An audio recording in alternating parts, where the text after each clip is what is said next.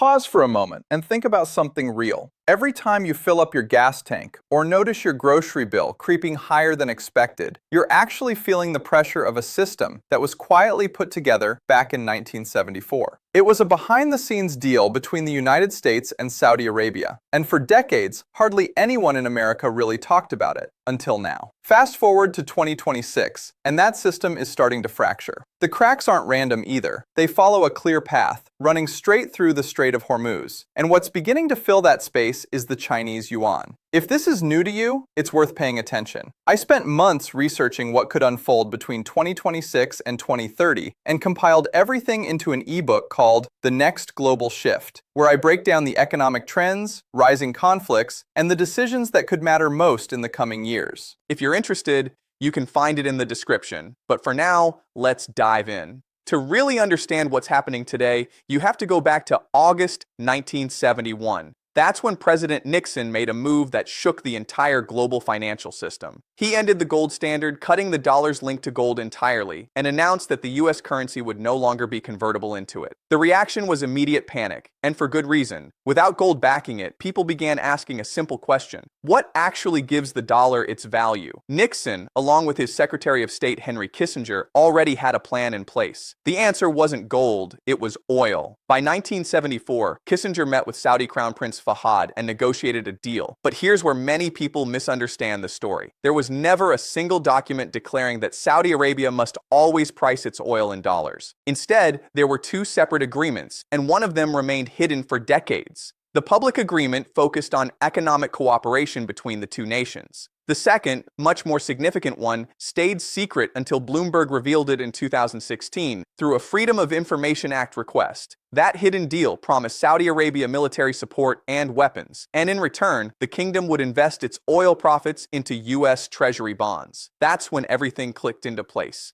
Saudi Arabia began pricing its oil in dollars, and other OPEC nations quickly followed. By 1975, the entire group had adopted the same approach. This meant that any country needing oil, which essentially meant every country, first needed US dollars to buy it. The result was massive: a built-in global demand for the dollar permanently embedded in the world economy. Even though the gold standard was gone, something new had replaced it: an oil-backed system. Economists later called this America's exorbitant privilege. The US could print dollars, and the rest of the world would absorb them. Deficits that might have crippled other nations became manageable, and maintaining a global military presence became financially possible. All of it depended on one simple reality: oil was traded in dollars, and everyone needed oil. This system, known as the petrodollar, dominated the global economy for the next 50 years. Now move ahead to June 2024. Something important happened, but it barely made headlines in mainstream American media, which is interesting in itself. Saudi Arabia quietly allowed its long-standing petrodollar arrangement to expire. It chose not to renew it and simply moved on. At around the same time, the dollar's share of global foreign exchange reserves dropped to about 57%, down from 71% in 1999. That's the lowest level since the IMF began tracking this data in 1995. Meanwhile, China had been preparing for this shift for years. On March 26, 2018, the Shanghai International Energy Exchange introduced oil futures priced in yuan. Within just 1 year, these contracts became the third most actively traded crude oil futures in the world, capturing roughly 14% of the global market. Russia, especially after facing Western sanctions in 2022, rapidly shifted its oil trade. According to its own energy ministry data, only about 5% of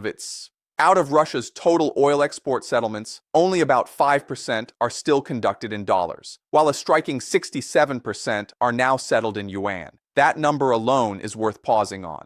By 2025, analysts estimated that roughly 9 million barrels of oil per day were being traded entirely outside the dollar system. In other words, about 1 in every 5 barrels of oil worldwide no longer passed through the American financial network. The petrodollar wasn't gone, but as one analyst put it, it was no longer the only currency present when oil deals were made. Then came February 28, 2026. The United States and Israel launched strikes on Iran, and Iran responded in a way that had never been seen in the 52-year history of the petrodollar system. It closed the Strait of Hormuz and turned it into a controlled passage with a strict condition: Payments must be made in Chinese yuan or cryptocurrency, explicitly excluding the dollar. The geography of this move is critical. At its narrowest point, the strait is only about 33 kilometers wide, so tight that crossing it seems almost within reach. Yet, despite its size, around 20% of the world's oil supply flows through this single corridor. Japan relies on it for about 75% of its oil, India for 60%, and China for roughly 40%. One narrow choke point, and Iran effectively took control of it. By mid-March 2026, what began as a wartime tactic had been transformed into a structured, ongoing system by Iran's Revolutionary Guard. By the end of the month, Iran's parliament had officially legalized it. At least 2 ships had already paid the yuan-based toll and passed through, with a Chinese maritime services firm acting as the financial intermediary.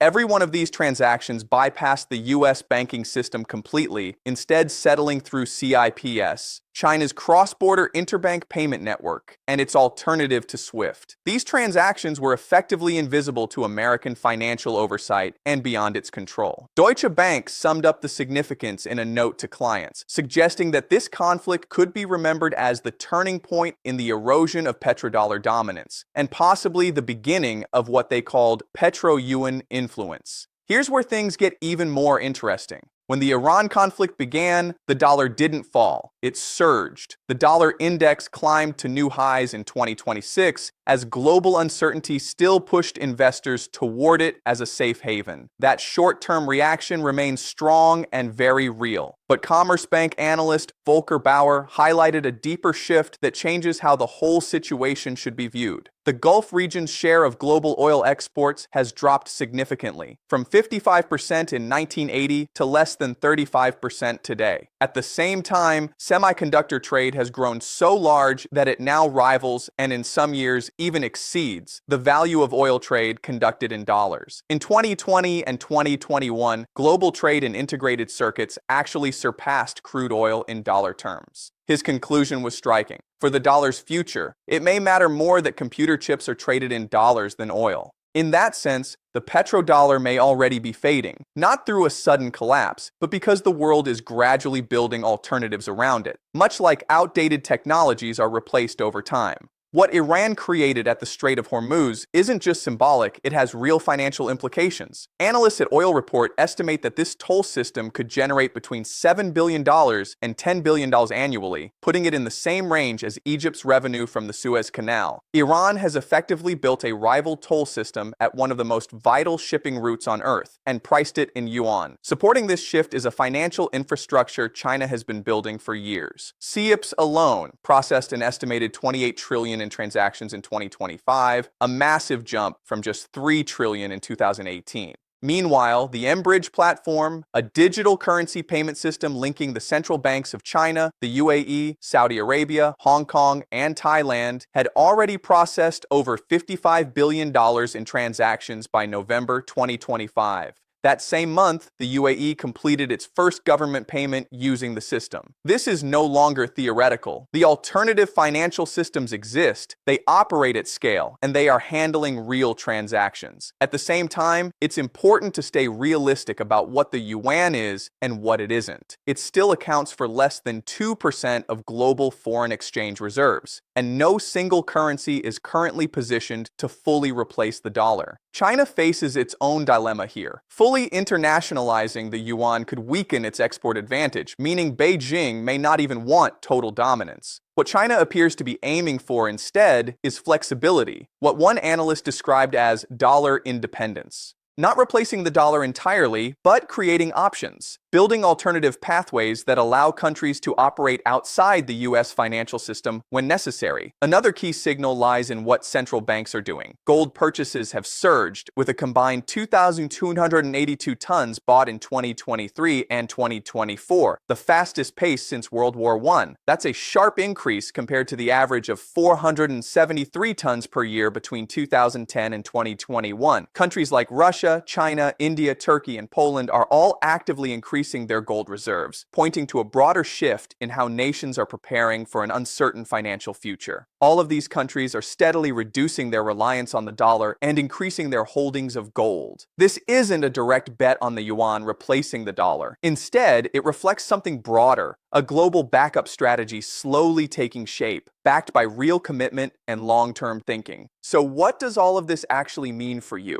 For Americans living through this shift, the impact is already visible. One analyst put it simply: $100 held since January 2020 now only buys about $79 worth of goods. That loss of purchasing power isn't abstract. You felt it at the gas pump, at the grocery store, and in your retirement accounts. For decades, the petrodollar system allowed the United States to export some of its inflation. It could print currency, and the rest of the world would absorb it because they needed dollars to buy oil. But as that system weakens, while alternative payment networks expand and more oil trades happen outside the dollar, that inflationary pressure starts staying at home instead. Now, to be clear, anyone claiming the dollar is about to collapse overnight is pushing fear, not facts. The strength of U.S. capital markets, the institutional trust built over generations, and the sheer scale of the dollar's global role aren't things that disappear suddenly. But at the same time, the overall direction of change is becoming harder to ignore. What's happening with Iran and China, particularly the use of yuan in oil transactions, represents one of the most concrete challenges the petrodollar system has faced since the original 1974 agreement between Kissinger and Prince Fahd. In the past, discussions about moving away from the dollar mostly stayed within academic debates or policy circles. This time, it's different. Now, there's a real-world choke point where ships are already paying tolls in yuan.